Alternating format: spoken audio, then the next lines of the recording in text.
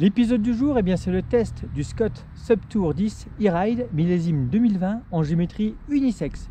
Ça, c'est un vélo qui va pouvoir remplacer une voiture à la maison pour tous vos déplacements urbains. En termes de maniabilité, il n'y a pas de souci. Maniable à souhait, précis, vif au démarrage, puissant au freinage. Au niveau transmission, avec ses 10 vitesses en Shimano, aucune pente lui résistera. Après, c'est sûr, il faut toujours appuyer sur les pédales. Et comme la plupart des vélos urbains, vous risquez de toujours rouler sur le mode maximum, le mode turbo. Et là, avec le moteur Bosch Performance, aucun souci. Il est fluide, au-delà des 25 km/h, il s'emmène super facilement. Et surtout, il est très agréable en termes de pédalage, avec une sensation de pédalage très naturelle. Et ça, c'est vraiment un plus sur ce type de vélo. La position, c'est clair qu'on est loin de la position d'un VTT, mais on a du confort, on est suffisamment relevé, bien haut. Un petit bémol, les montées un peu raides où on aurait tendance à appuyer fort sur les pédales, limite à se mettre en danseuse, où on a une drôle d'impression, comme si ça guidonnait un peu de l'avant. Forcément, c'est moins rigide qu'un, on va dire, triangle traditionnel. Après, en termes de confort, au-delà de la position, les pneumatiques participent grandement au confort. Quel que soit le type de sol, c'est efficace, ça filtre bien, tout comme la selle gel, ainsi que les petites poignées ergonomiques. Au niveau de l'éclairage, là, pareil, efficace pour être vu la journée, mais surtout efficace pour voir la nuit. Et là, on est allé faire l'essai carrément en forêt, loin de tous les éclairages urbains, pour mieux s'en rendre compte. On ne va pas vous présenter tous les équipements, puisqu'on a fait un sujet présentation avec ce vélo, on va dire, sous toutes ses coutures. Mais en tout cas, en 2020, ce petit vélo pour 2849 € en batterie de 500 avec son moteur Performance était un vélo vraiment très intéressant dans la gamme 2020. Le vélo est livré avec une béquille. Celle-ci se rabat vraiment très facilement. Là, c'est vraiment facile. Et après, voilà. Pour vous mêler à la circulation, vous pouvez commencer par des petits exercices pratiques sur un plateau type prévention routière. Là, je pense qu'il n'y a pas mieux pour prendre en main son vélo, se rendre compte de la maniabilité, qu'il est possible de tourner dans un mouchoir de poche, qu'en termes de freinage, on peut vraiment s'arrêter là où on veut, que le confort est au rendez-vous. On a un vélo qui est équipé d'une petite sonnette, donc là on est vraiment paré pour la ville. Et pour la rentrée, avec toutes les mesures, on va dire confinement, etc., je pense que le vélo reste vraiment la solution pour respecter les gestes barrières et puis surtout s'entretenir et arriver avec la banane au boulot.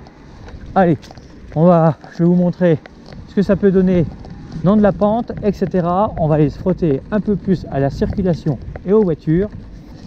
Donc là, vous voyez, en termes d'éclairage, on voit clair, il n'y a pas de souci.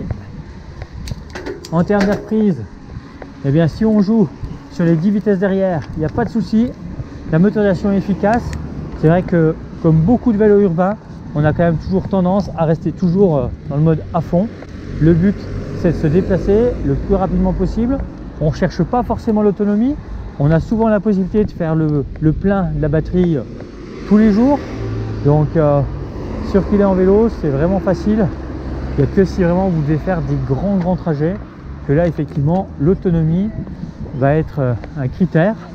Mais sinon, dans la plupart des cas, c'est vraiment pas un souci par rapport à l'énergie embarquée. Donc, le but étant d'arriver frais au boulot sans avoir transpiré.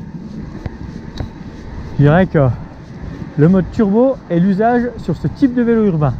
Et là, c'est clair qu'au niveau des différents modes, si je me mets en éco, ça va tout de suite être beaucoup plus sportif que si je passe en mode turbo, où là, les déplacements urbains viennent tout d'un coup beaucoup plus agréables. Forcément.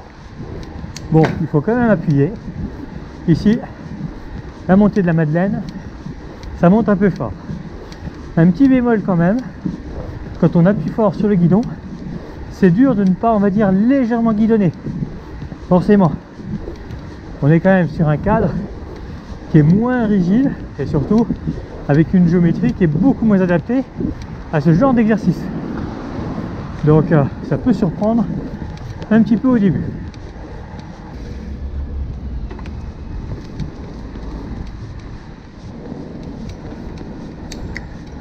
En termes de puissance, eh bien, en cas de petit coup de cul, il n'y a pas de souci, vous avez tout ce qu'il faut à l'arrière pour jouer sur les vitesses.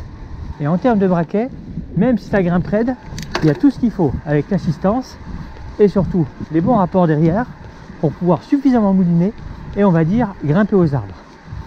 Le truc sur ce type de vélo, c'est que même si on a différents niveaux d'assistance, on va être tenté pour toujours rouler en turbo et bénéficier finalement d'un maximum d'aide.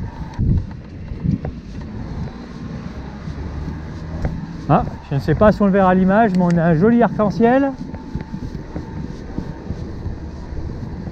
Bon, pour l'emmener en côte au-delà de 25 km/h, ça reste sportif. Après, par contre, lorsque ça grimpe et qu'il s'agit de rouler à 25 km/h, là je dirais c'est relativement facile. Il suffit, on va dire, d'accompagner, d'avoir une bonne vélocité. Hein. C'est un petit peu comme nos VTT. Et là, eh bien, dès l'instant qu'on est au moins à 80 tours minutes, eh bien ça pousse, il n'y a pas de souci, ça roule bien. Et là, je suis en train de remonter à un peu plus de 25 km/h la rue de Vesoul. La vitesse de croisière est bonne, il n'y a pas de souci. Après, un autre élément important par rapport au confort, eh bien, ce sont les pneumatiques. C'est clair que ceux-ci participent grandement au confort. Et dès l'instant qu'on va rouler sur des sols type pavé, eh bien, on va vite s'en rendre compte. Bon, on a quand même une petite suspension à l'avant qu'il est possible de bloquer. Et moi, ce que je vous conseille, c'est de la laisser quand même tout le temps ouverte. Alors, là, on est sur une chaussée légèrement humide. On a l'occasion de passer sur des passages floutés. Ça ne glisse pas, mais par principe, toujours se méfier sur ce type entre guillemets d'obstacle. En faux plat descendant, ça roule très très bien. Ce petit moteur a très peu de friction. Et voilà, là je suis à 40 km/h, hors assistance, tout va bien. Petite remarque par rapport à la taille du jouet. Le vélo en fait présenté et essayé est un taille small, taille assez grand. Hein. J'ai plutôt tendance à rouler sur des vélos en taille médium. Je fais 1m73.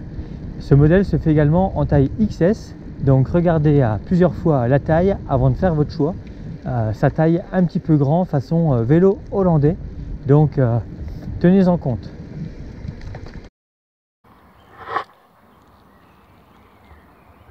Parmi les autres tests qu'on n'a pas pu s'empêcher de ne pas faire, c'est également le test du tout-terrain. C'est clair qu'avec un vélo comme ça, on peut se retrouver à partir en balade et à un moment donné tomber sur un chemin un petit peu sympathique qui pourrait s'avérer être du vrai tout-terrain. Du coup, on a d'ailleurs fait un sujet sur quelles sont les limites des va-et-urbains en tout-terrain.